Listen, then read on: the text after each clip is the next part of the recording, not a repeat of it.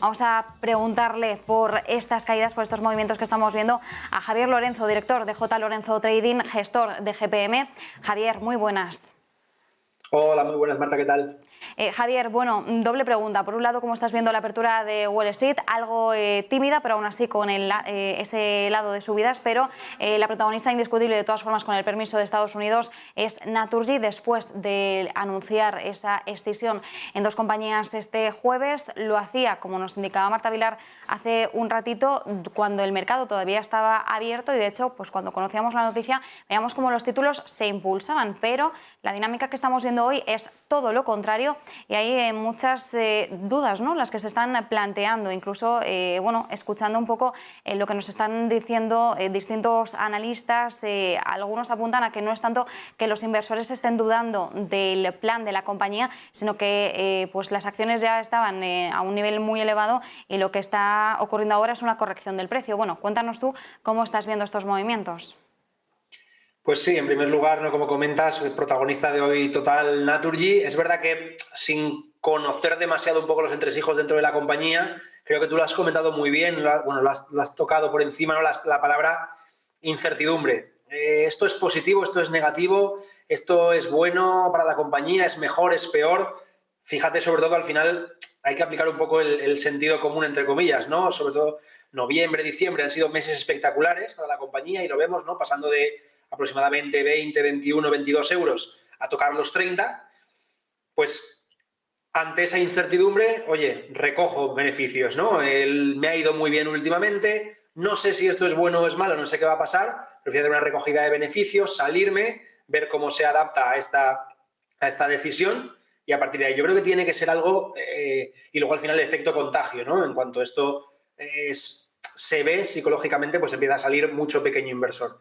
Ya te digo, es una caída brusca, yo pienso realmente que es demasiado castigo porque al final no creo que sea un cambio drástico a largo plazo en la propia compañía, pero bueno, sobre todo ahora también habrá que ver un poco, ya digo, desde el punto de vista psicológico. Caída brusca, cuando se ponga a analizar en detalle y se vea una empresa sólida, porque al final y al cabo Naturgy pues tiene unos fundamentales muy positivos, se puede recoger, se puede volver a entrar, te puedes incorporar a un precio que parecía que no íbamos a volver a ver, ¿no?, después del subidón.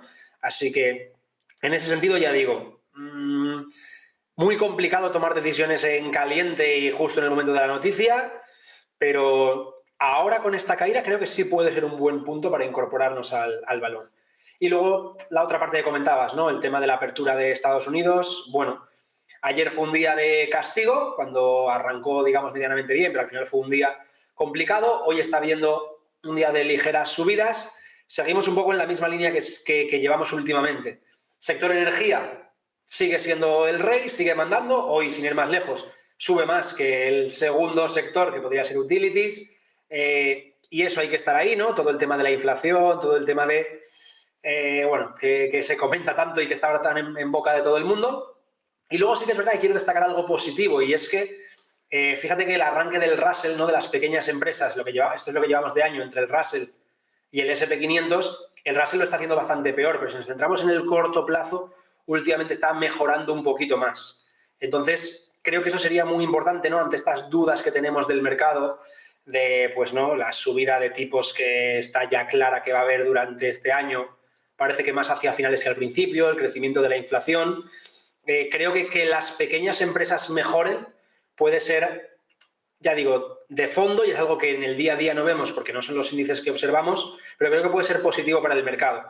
Aún así, ahora mismo, mucha incertidumbre, muchas dudas, y sobre todo algo muy complicado en estos momentos para la mayoría de inversores es que nos enfrentamos a un escenario en el que la renta variable en estos momentos está sufriendo, está en fase de corrección, no sabemos si habrá acabado con los mínimos de hace unos días o no, y la renta fija tampoco está compensando esas caídas. O sea, aquí lo podemos ver. Tenemos el SP500 en lo que llevamos de año cayendo un 5 y pico, los bonos de largo plazo cayendo un 5 y pico, es decir, y el oro sí, podríamos decir que el oro es lo único que está compensando un poco la cartera, me refiero a las tres principales clases de activos. O sea que, ya digo, situación muy, muy, muy difícil, y yo particularmente, bueno, ahora hablaremos, o me preguntarás, me imagino, sobre ello, apostar o por ser muy prudente y ser paciente, o por sectores defensivos, que es ahora mismo un poco lo que nos podía proteger en el caso de que la cosa fuese peor. Bueno, Javier, por profundizar un poquito más y dar la última hora también respecto a Naturgy, hemos conocido, según informa la agencia Reuters, que hoy mismo, este viernes, Naturgy ha defendido ante los analistas esos planes de división de la compañía. Por ejemplo, desde JP Morgan habían escrito una nota a los inversores diciendo que esperaban que la división trajera consigo mayores costes corporativos y también un potencial déficit de financiación en el negocio de activos liberalizados. Y el presidente de Naturgy, Francisco Reynés, ha dicho que el coste de las sinergias perdidas por la organización que tienen en mente es absolutamente insignificante. Así que bueno, ahí dejamos el tema de Naturgy. También tratabas en esa respuesta, Javier, el tema de los bonos. Es cierto que el bono a 10 años de Estados Unidos sigue por encima del 2%, y yo, antes de preguntarte, pues también si tenemos que fijarnos ahora más en sectores defensivos, como decías, también quería pues enfatizar un poco en la cuestión de que esos bonos, ese bono americano de 10 años está ahora mismo bueno, por encima del 2%. ¿Cómo ves esta situación? Sí, bueno, esto que muestro aquí, no sé si ven, no está actualizado porque actualiza, digamos, cada 2-3 días, pero sí, el bono de 10 años ayer ya superó. A ver, ahora a mí la cuestión, aquí hay dos cosas que hay que tener en cuenta, ¿no? Es verdad que eso es positivo, digamos que ya, un poco para que nos entendamos, digamos que ya nos da más de un 2%, con lo cual ya es una rentabilidad interesante. Entonces, puede haber dinero que salga de la renta variable, porque, oye, tengo un capital importante, no quiero el riesgo, la volatilidad que conlleva la renta variable, puedo ir derivando hacia aquí.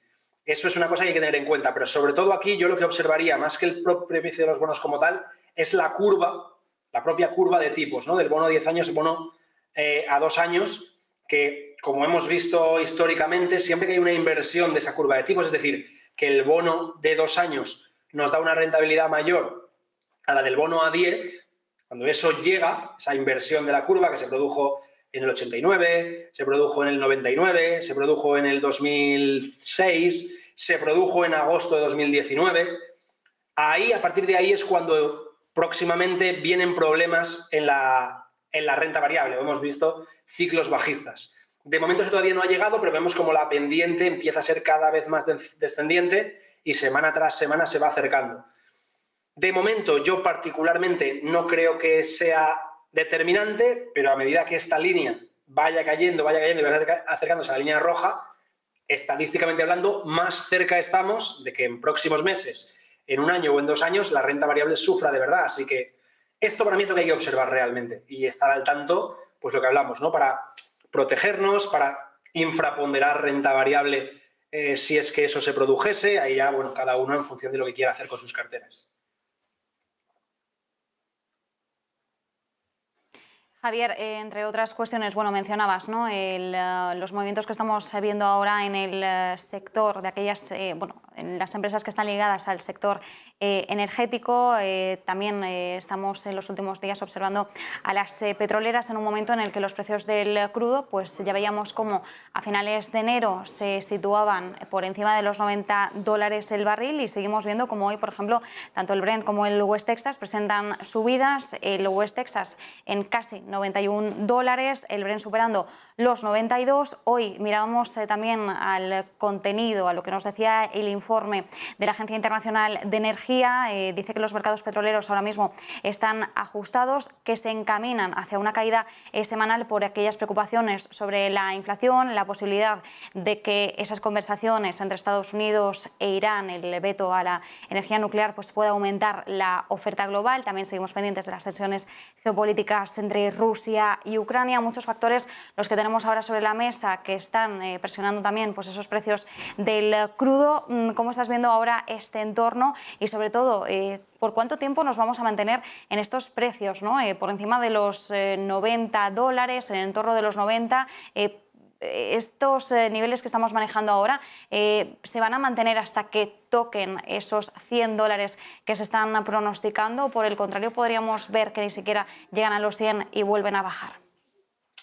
Claro, ahí esa es la pregunta clave, ¿no? Yo, la verdad, que hablar de precios concretos o objetivos concretos creo que es complicadísimo, por no decir imposible. Yo, al final, lo que valoro en este sentido, por dos lados. Uno es la tendencia, quiero decir, la tendencia es claramente alcista, y además, algo que para mí es muy destacable, es que cuando el crudo ha corregido de forma importante, no me refiero a estas mini correcciones que pueda tener puntuales, porque al final es un activo volátil y las va a tener, pero estas correcciones, por ejemplo, la que vimos en julio del año pasado, la que vivimos también en octubre, noviembre, al final esas correcciones nunca han perdido los mínimos anteriores, con lo cual eso demuestra que realmente solo son descansos en el precio. Yo particularmente mantengo predisposición alcista.